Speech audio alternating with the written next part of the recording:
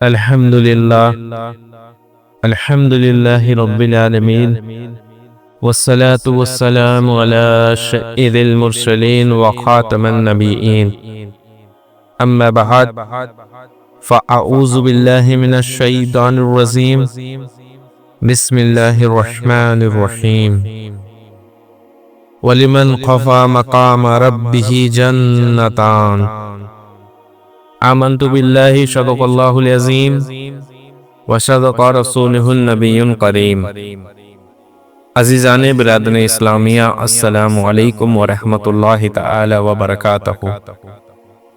حضرات، اللہ کی حمد و ثنا بیان کرنے کے بعد نبی پاک صلی اللہ تعالی علیہ وآلہ وسلم کے اوپر درود و سلام پڑھنے کے بعد جس آیت کریمہ کا میں نے تلاوت کیا وہ آیت سورہ الرحمن کی آیت نمبر 42 ہے، معاف کرنا، وہ آیت نمبر 46 ہے، جس میں رب کا فرمان ہے وَلِمَنْ خَافَ مَقَامَ رَبِّهِ جَنَّتَانِ، اور جو اپنے رب کے سامنے کھڑے ہونے سے ڈرا اللہ اسے 2 جنتیں عطا فرمائے گا۔ اسی آیت کے تحت آج ہمارا بیان ہے۔ حضرت عمر فاروق رضی اللہ تعالی عنہ کا دور مبارکہ ہے۔ ایک نوجوان مسجد کی طرف نماز ادا کرنے کے لیے جا رہا ہوتا ہے کہ رستے میں ایک عورت اسے دعوت گناہ دیتی ہے۔ نوجوان تھا، کچھ طبیعت تھوڑا مائل ہو گئی، جو ہی وہ اس گناہ کی طرف بڑھنے لگا تو کسی نے اس آیت کریمہ کی تلاوت کی وَلِمَنْ خَافَ مَقَامَ رَبِّهِ جَنَّتَانِ، جو اللہ کے سامنے کھڑے ہونے سے ڈرا اللہ اسے 2 جنتیں عطا فرمائے گا۔ واقعی ڈر گیا پھر وہ، اور اس طرح ڈرا کہ بے ہوش ہو کے گر گیا۔ اس کے گھر والے اس کو لے کے گئے، اٹھا کے پوچھا بیٹا کیا ماجرا ہے؟ تو اس نے کہا ابا جان کچھ طبیعت مائل ہو گئی تھی، گناہ کی طرف چلا گیا تھا، لیکن میں نے اللہ کا یہ فرمان سنا، کیا اللہ واقعی 2 جنتیں عطا فرمائے گا؟ تو والد رو پڑے، کہنے لگی بیٹا میں کون ہوتا ہوں تفسیر بیان کرنے والا، اللہ کے تمام وعدے سچے ہیں، اللہ واقعی 2 جنتیں عطا فرمائے گا۔ یہ سن کر اس نے پھر چیخ ماری اور اس کی روح پرواز کر گئی۔ اب اسے رات میں ہی دفن کر دیا جاتا ہے۔ جب امیر المؤمنین کے پاس یہ خبر پہنچتی ہے کہ ایک ایسا نوجوان جو اللہ کے خوف میں جس نے جان دے دی، تو حضرت عمر فاروق رضی اللہ تعالیٰ عنہ فرماتے کہ مجھے کیوں نہیں بتایا؟ اس بچے کے والد نے کہا حضور آپ کو تکلیف ہوتی، تو کہنے لگے مجھے ان کی قبر پہ لے چلو۔ جب حضرت امیر المومنین عمر فاروق اس کی قبر پہ جاتے ہیں تو آپ کہتے ہیں کہ نوجوان مجھے یقین ہے کہ اللہ نے تجھے 2 جنتیں عطا فرمائی ہوگی۔ آج لوگ کہتے ہیں کہ تم مردوں سے کیوں کلام کرتے ہو، تو نہیں سنتے معاذ اللہ۔ مجھے بتاؤ، یہ وہ حضرت امیر المومنین ہے جو خلفائے راشدین میں سے ہیں، اور اللہ کے نبی کا ان کے لیے فرمان آیا کہ میں اگر آخری نبی نہ ہوتا تو اللہ عمر کو نبی بنا کے دنیا میں مبعوث فرماتا۔ حضور فرماتے ہیں کہ میرے عمر کی شان تو وہ ہے کہ اگر حضرت جبرائیل 950 سال تک حضرت عمر کی شان بیان کرے اور 950 سال کا عرصہ انہیں دے دیا جائے، 950 سال گزر جائیں گے لیکن عمر کی شان کا ایک باب بھی مکمل نہ ہوگا۔ حضور فرماتے ہیں کہ جو میرے عمر کا شان تو یہ ہے کہ اس کی زبان پہ ہمیشہ حق جاری ہوتا ہے۔ وہ عمر قبر پہ کھڑے ہو کے کہنے کہ نوجوان مجھے یقین ہے کہ اللہ نے تجھے 2 جنتیں عطا کی ہوگی، مجھے بتاؤ کیا یہ عقیدہ صحابہ کا نہیں کہ مردے سنتے ہیں؟ تو اس قبر میں سے اس نوجوان نے کہا اے امیر المومنین، اللہ کے تمام وعدے سچے ہیں، اللہ نے مجھے واقعی 2 جنتیں عطا فرمائی ہیں۔ کہنے کا مقصد اور معنی یہ ہے کہ جو اللہ تعالی سے ڈرے، اللہ اسے 2 جنتیں عطا فرماتا ہے۔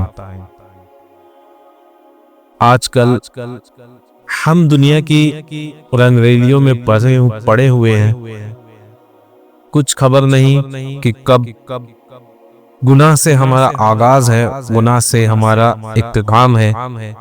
ہم صبح سے شام تک گناہ میں مبتلا کر دیتے ہیں اور فیشن میں ہر وقت لگے رہتے ہیں۔ سرکار مدینہ رحمت قلب و شینہ محمد مصطفیٰ صلی اللہ تعالی علیہ وآلہ وسلم نے ارشاد فرمایا کہ میں معراج کی رات میں نے کچھ مردوں کو دیکھا کہ جن کی کھالیں آگ کی قینچیوں سے کاٹی جا رہی تھی۔ میں نے عرض کیا یہ کون ہے؟ تو جبریل امین علیہ السلام نے بتایا کہ یہ لوگ ناجائز عاصیہ سے زینت حاصل کرتے تھے، اور میں نے ایک بدبودار گڑھا دیکھا جس میں شور و غوغا برپا تھا۔ میں نے کہا یہ کون ہے؟ تو بتایا یہ وہ عورتیں ہیں جو ناجائز عاصیہ سے زینت حاصل کرتی تھی۔ اللہ اکبر۔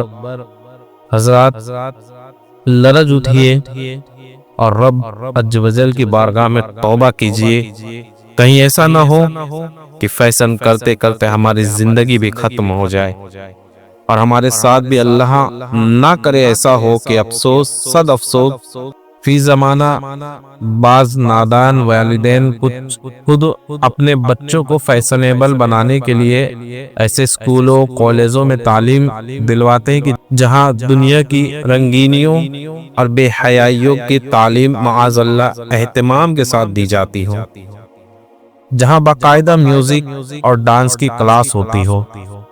ایسی کئی گزری سوچ کے مالک بعض نادان اپنی اولاد کو سنتوں بڑے اجتماعات میں جانے سے، داڑھی رکھنے سے، نمازیں پڑھنے سے روکتے ہیں کہ کہیں ہمارا بچہ مولوی نہ بن جائے، سر پر امامہ باندھ لے گا، رات کو اٹھ کر تہجد پڑھنے لگے گا، دوسرے مسلمانوں کو نیکی کی دعوت دینے والا بن جائے گا، اور ہم پر بھی ساری گناہ کی پابندیاں لگا دے گا۔ اس معاشرے میں جہاں ایسے نادان ہیں کہ دین کے معاملے میں اپنے بچوں کو ظلم و ستم کا نشانہ بناتے ہیں، وہیں اس فتنوں سے بھرپور دور میں الحمدللہ ایسے والدین بھی موجود ہیں جو شریعت کے حکم پر اپنا سر جھکا کر ہمت اور حوصلے کے ساتھ معاشرے کے طعنوں کو برداشت کرتے ہیں، اور اپنی اولاد کی اصلاح اور ان کی اسلامی طریقے سے تربیت کر کے اپنی اور ان کی آخرت بہتر بنانے کے لیے کوشاں ہے۔ یہی وجہ ہے کہ پاک ذہن رکھنے والوں کی اولاد میں کوئی حافظ قرآن بنتا ہے، کوئی قاری قرآن بننے کی شہادت پاتا ہے، کوئی نیکی کی دعوت عام کرنے والا مبلغ بن جاتا ہے، کوئی نیکی کی دعوت عام کرنے والا مبلغ بن جاتا ہے، کہ کوئی علم دین کی روشنی پھیلانے والا عالم دین اور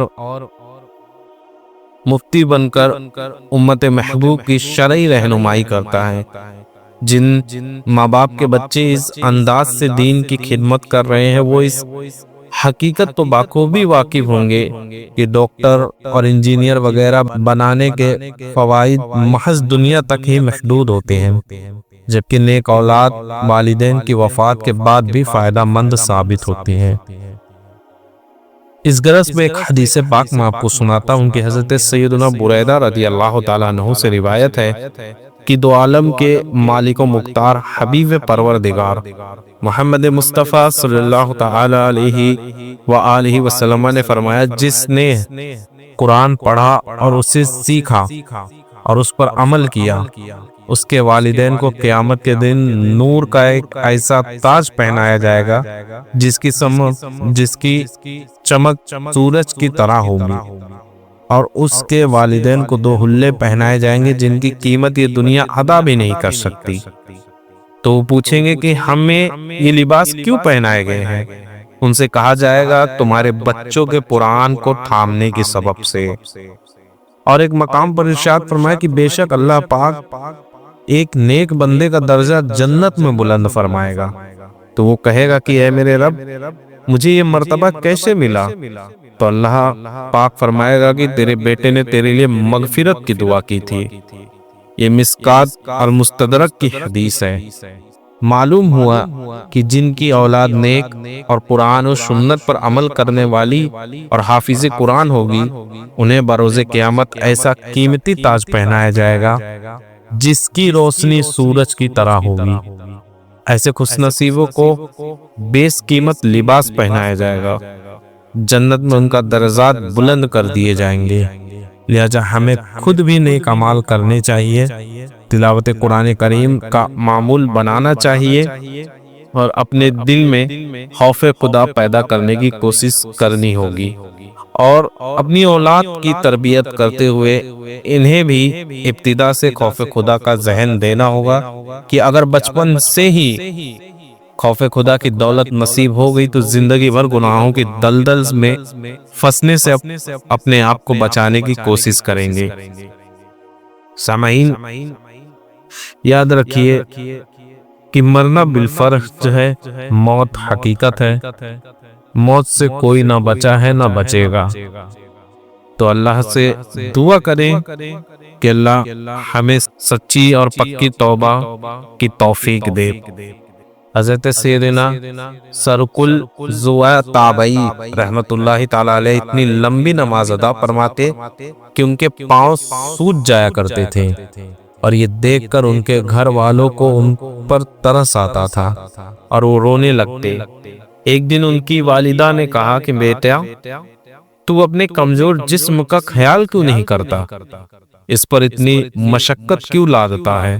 تجھے اس پر ذرا رحم نہیں آتا؟ کچھ دیر کے لیے آرام کر لیا کرو۔ کیا اللہ تعالی نے جہنم کی آگ صرف تیرے لیے پیدا کی ہے کہ تیرے علاوہ کوئی اور اس میں نہیں جائے گا؟ انہوں نے جواباً عرض کیا کہ امی جان، انسان کو ہر حال میں مجاہدہ کرنا چاہیے، کیونکہ قیامت کے دن دو ہی باتیں ہوں گی، یا تو مجھے بخش دیا جائے گا یا پھر پکڑ ہو جائے گی۔ اگر میری مغفرت ہو گئی تو یہ محض اللہ پاک کی فضل اور اس کی رحمت ہوگی، اور اگر میں پکڑا گیا تو یہ اس کا عدل ہوگا۔ لہذا اب میں آرام نہیں کروں گا اور اپنے نفس کو مارنے کی پوری کوشش کرتا رہوں گا۔ جب ان کی وفات کا وقت قریب آیا تو انہوں نے گریہ وزاری شروع کر دی۔ لوگوں نے پوچھا، آپ نے تو ساری عمر مجاہدوں اور ریاضتوں میں گزاری ہے، اب آپ کیوں رو رہے ہیں؟ تو آپ نے فرمایا، مجھ سے زیادہ کس کو رونا چاہیے کہ میں 70 سال تک جس دروازے کو کھٹکھٹاتا رہا، آج اسے کھول دیا جائے گا، لیکن یہ نہیں معلوم کہ جنت کا دروازہ کھلتا ہے یا دوزخ کا۔ کاش ماں نے مجھے جنم نہ دیا ہوتا اور مجھے یہ مشقت نہ دیکھنی پڑتی۔ کسی شاعر نے کیا خوبی کہا، کاش کہ نہ دنیا میں پیدا ہوا ہوتا، کاش کہ نہ دنیا میں پیدا ہوا ہوتا، قبر و حشر کا ہر غم ختم ہو گیا ہوتا۔